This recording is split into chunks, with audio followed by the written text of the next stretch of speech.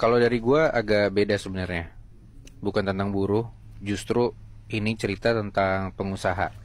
Oke. Tapi usahanya UMKM banget. Jadi menurut gue masih bisa dibilang kaum menengah lah. Mungkin kalian pernah dengar omongan orang atau bahkan teman-teman kalian yang ngebecandain satu tempat makan bisa rame ya karena di situ tuh pakai semacam penglaris, ya kan? Iya. Ya. Tapi kalian pernah bayangin nggak kalau ternyata secara nggak sengaja justru kita mampir makan di tempat yang emang beneran pakai penglaris? Kalau buat gue pribadi, jujur gue belum pernah ngalamin atau ngerasain. Tapi ya bisa jadi pernah, cuman gue nggak sadar aja atau emang gue nggak tahu gitu kan. Iya. Nah, cuman beda sama cerita kiriman yang bakal gue bacain malam ini. Cerita dari sebut aja Lita namanya, yang bener-bener bisa ngeliat, ngerasain, dan sadar banget kalau ada tempat makan yang pakai penglaris. Dan gak cuma nyampe situ aja Nat, weh. Yang bikin lebih kaget adalah tempat makan yang dimaksud sama si Lita ini adalah warung bakso dan mie ayam usaha punya kedua orang tuanya dia. Bahkan Lita pun ngakuin sendiri kalau dia dari kecil tuh bisa dibilang sensitif lah. Nggak cuman sekali dua kali aja dia diliatin sama sosok setan apapun itu. Dari dulu dia juga selalu laporan atau cerita padahal ke orang tuanya ini ya tentang pengalaman mistisnya. Tapi nggak tahu kenapa pada saat itu mungkin ada yang lebih penting buat diperhatiin sama kedua orang tuanya, yaitu nyari duit. Oke. Makanya Lita nggak pernah dapat respon yang gimana-gimana dari orang tuanya tentang dia yang emang sensitif dan bisa ngeliat makhluk halus itu. Dan karena itu juga Lita sampai detik dia cerita ini, kalau ngelihat setan tuh udah nggak mau cerita-cerita ke orang tuanya lagi. Oke. Nah keluarga Lita tuh bisa dibilang dulunya emang susah Nat, Moy. Nyoba buka usaha, bahkan sampai gonta-ganti usaha tapi tetap aja gagal. Sampai akhirnya percobaan terakhir, orang tuanya ini usaha kuliner. Momennya itu pas banget di waktu-waktu Lita lulus SMA dan tinggal nunggu pengumuman buat kuliah. Oke. Nah di situ Lita sempat ngewanti-wanti sebenarnya dari awal, buat istilahnya ngingetin aja nih ke orang tuanya siap-siap kalau amit-amit gagal lagi usahanya. Karena ya dia masuk dalam transisi dari SMA ke kuliah kan ya butuh banyak kondisi-kondisi yang harus diperhatiin lah, ekonomi, mental segala macam kan. Nah tapi kali ini malah syukurnya tuh berjalan lancar Nat, Moy. Untuk beberapa hari awal buka, sekitar 3 harian, katanya pembelinya banyak banget. Nah ada satu hari Lita ini disuruh datang tuh ke warung bakso orang tuanya ini. Sebelumnya dia nggak pernah bantuin orang tuanya sama sekali karena disuruh buat fokus aja ngejar si kuliahnya dia ini. Ya udah hitung-hitung bantu-bantu gitu kan. Soalnya emang untuk seminggu pertama itu orang tuanya niat buat buka usaha ini jualan sampai tengah malam. Ini gue kasih tahu gambarannya ya dari cerita Lita tentang warung baksonya ini. Sebenarnya kalau bisa dibilang secara lokasi strategis apa enggak tuh enggak banget sebenarnya. Bahkan lingkungan sekitarnya tuh bisa dibilang gelap lembab gitu. Dan secara ukuran pun enggak begitu gede si warung baksonya ini. Bahkan lebih gede lahan parkir dibanding warungnya. Oke. Nah kalau secara interior sama kayak warung-warung bakso pada umumnya. Ada gerobak bakso di depan, terus meja kasir, terus di dalamnya ada belasan meja. Nah di hari itu waktu Lita datang buat bantuin, dia ngelihat ada beberapa kayak udah di booking gitu mejanya, kayak dikasih tanda meja ini yang pakai gitu. Tapi untuk selama berjam-jam Lita nggak ngelihat satupun orang yang ngebooking meja itu datang. Jadi kayak dibiarin kosong gitu aja.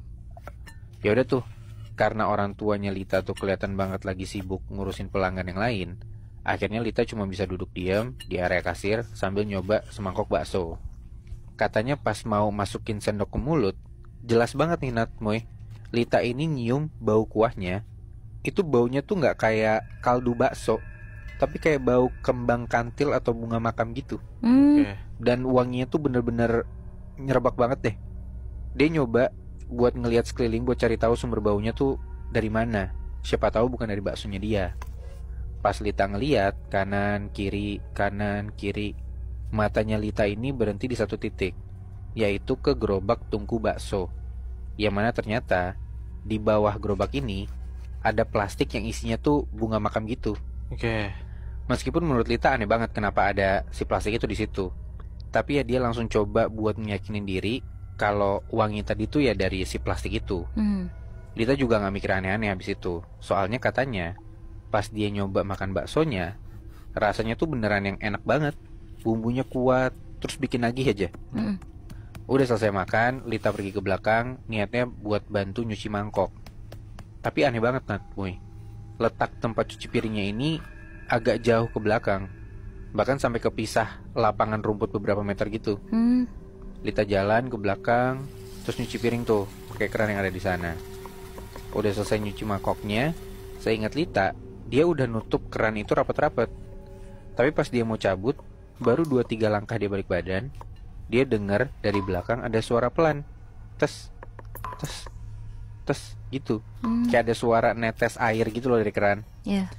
Setiap Lita balikin badannya buat ngecek ke keran itu lagi, kelihatan banget kalau keran itu udah rapet dan suara tetesannya hilang. Ya mungkin salah denger kali ya gua. Lita balik badan, tapi ada lagi suaranya. Gitu aja tuh terus, sampai ada 3-4 kali.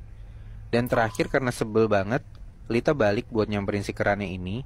Dan saking gemesnya, tangannya tuh sampai ngotak-ngatik si keran ini loh. Dan bener aja kerannya tuh gak netesin air sama sekali. Tapi ternyata emang bukan kerannya yang netesin air, Nat, Moy. Karena begitu Lita lagi megang si keran ini nih, yang tadi dia kira bocor, di situ tiba-tiba ada air netes dari arah atas ke tangannya Lita. Kayak ada air dari genteng bocor gitu loh. Pas Lita ngedongak ke atas, lu tau apa yang dia lihat? Apa?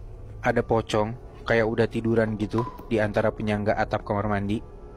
Mukanya rusak sampai kelihatan tengkoraknya, dan ada coklat-coklat tanah makam gitu. Terus mulutnya tuh nganga sambil netesin air dari mulutnya. Jadi itu udah pocong yang ada di tangannya si Lita. Saking kagetnya Lita tuh sampai jatuh karena licin. Dia langsung buru-buru diri, terus jalan cepet pergi cabut gitu aja dari tempat cuci piring belakang itu dengan perasaan takut banget sama deg-degan kenceng. Sesekali Lita tuh kayak mau laporan ke orang tuanya gitu. Tapi ya sama seperti sebelum-sebelumnya, kalau ada pengalaman ngeliat makhluk mistis kayak gini, karena sibuk, jadi Lita nggak digubris sama sekali. Lita jadi nggak punya pilihan tuh di situ. Dia cuma bisa balik duduk diem di area kasir dengan masih ada perasaan gak tenang. Kata dia, setelah kejadian barusan, hawa di warung baksonya ini tuh udah berubah 180 derajat tuh. Beneran jadi ngap, sesekali tuh gerah, terus gak enak banget lah pokoknya. Yang lebih epicnya lagi, gak lama setelah itu, Lita tuh izin ke orang tuanya buat pulang lebih cepat karena ngerasa mual sama sakit kepala. Saking udah gak kuat sama apa yang dia lihat. Kenapa Lita bisa kayak gitu? Karena kata dia, semakin malam dia duduk di situ, dia beneran bisa ngelihat jelas, Nat, Moy. Di setiap kursi kosong, atau bahkan tadi meja yang sengaja dikosongin karena di booking itu, tiba-tiba tuh udah keisi gitu aja. Bukan sama pelanggan lain, tapi sama pocong-pocong yang pada duduk hampir di semua kursi kosong. Lu bayangin aja tuh banyak banget pocongnya. Udah tuh, karena emang udah kelihatan pucet, akhirnya Lita diiyain lah buat pulang sama ibunya, mumpung belum kemalaman juga. Diam-diam Lita ngebungkus bakso orang tuanya nih seporsi. Kata orang kan kalau misalkan warung makan pakai penglaris, itu tuh kalau dibungkus rasanya bakal berubah kan? Atau bahkan jadi nggak enak gitu. Nah, ini kejadian beneran nih di Lita malam hari itu. Meskipun sekarang udah nggak ada bau bunga makam gitu ya, tapi tiba-tiba rasanya jadi aneh aja. Yang tadinya si bakso ini bikin nagih, sekarang tuh kuahnya kayak air comberan, Nat. Buset. Terus daging tetelannya tuh kerasa banget masih yang mentah, amis gitulah pokoknya. Si Lita malah jadi muntah-muntah malam itu. Terus akhirnya ninggalin baksonya gitu aja di atas meja makan. Dia langsung masuk ke kamar, dia coba buat tidur istirahat. Tapi ada kali sekitar 1 jam Lita nyoba buat tidur tuh gak bisa-bisa. Perasaannya tuh masih belum tenang aja. Ditambah orang tuanya juga belum balik ke rumah. Terus Lita makin resah karena pelan-pelan dari arah luar kamar itu kedengeran ada suara kayak mangkok kegeser-geser di atas meja makan gitu loh. Lita samperin lah, takutnya ada apa-apa. Takutnya ya entah kucing atau tikus gitu kan. Dia keluar kamar nih pelan-pelan. Makin dekat meja makan, suaranya juga makin kenceng. Lita langsung buru-buru lompat buat ngeliat sumber suara. Biar kalau emang itu beneran tikus, dia tahu tuh nanti tikusnya tuh lari kemana. Tapi baru juga lompat, tiba-tiba dia langsung kaku aja sebadan-badan tuh si Lita. Katanya persis di depan dia sekarang tuh udah ada sosok yang gak tahu apa, tapi yang jelas badannya tuh kecil, rambutnya panjang dan kasar, lagi jongkok ngadep ke mangkok bakso yang Lita tinggal tadi, sambil ngabisin baksonya. Dan gak cuman itu Nat, Moy. Pas baksonya udah habis bersih nih, kata Lita, sosok ini tuh pakai lidah panjang basahnya ngejilatin mangkoknya sambil diputar-putar gitu. Kayak ngabisin bumbu di mangkoknya ini sampai bener-bener bersih gitu loh. Sosok itu malah ngebalikin badannya, ngelihat ke Lita, senyum. Dan ternyata mukanya tuh udah keriput, bahkan sampai kayak meleleh gitu.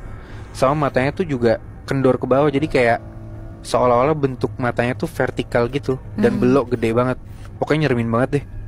Dan karena bingung mau kemana, dia langsung cabut tanpa bawa apa-apa, lari keluar rumah nyamperin pangkalan ojek.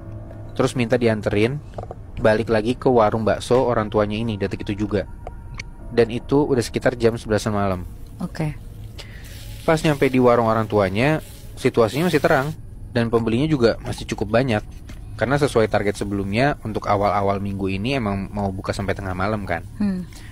Lita ingat kalau beberapa pembeli malam itu bahkan bisa dibilang ada pejabat-pejabat daerah lah, yang lagi santai ngobrol sama kedua orang tuanya.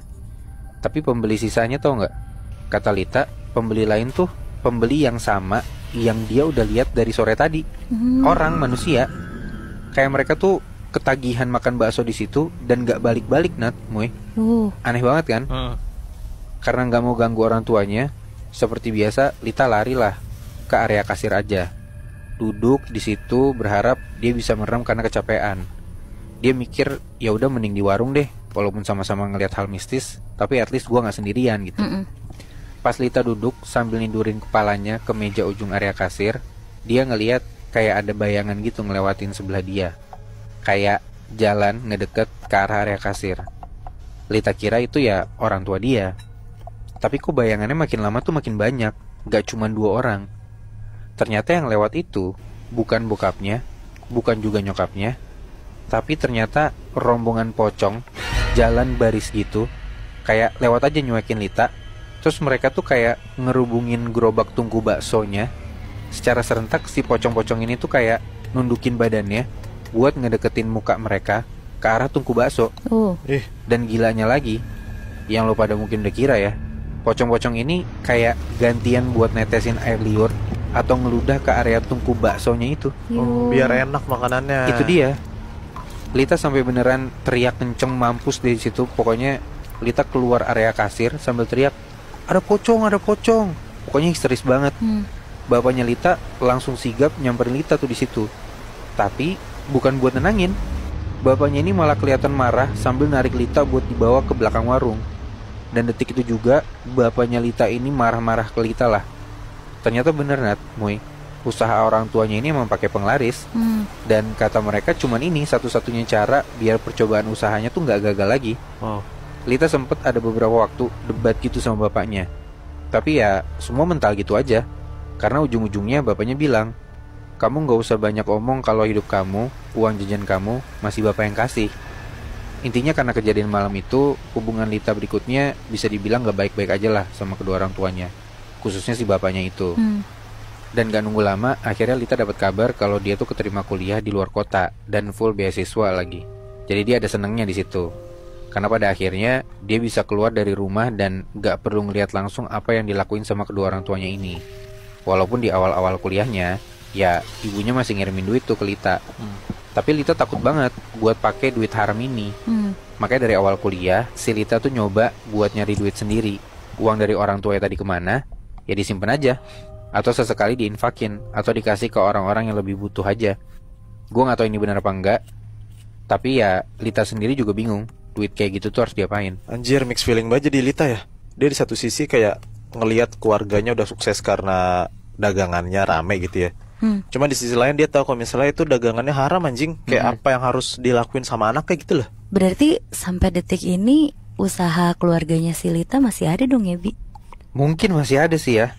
Dan ya berarti bisa dibilang selama waktu-waktu dia tuh baru lulus SMA menuju kuliah, ya dia makan duit haram. Iya lagi.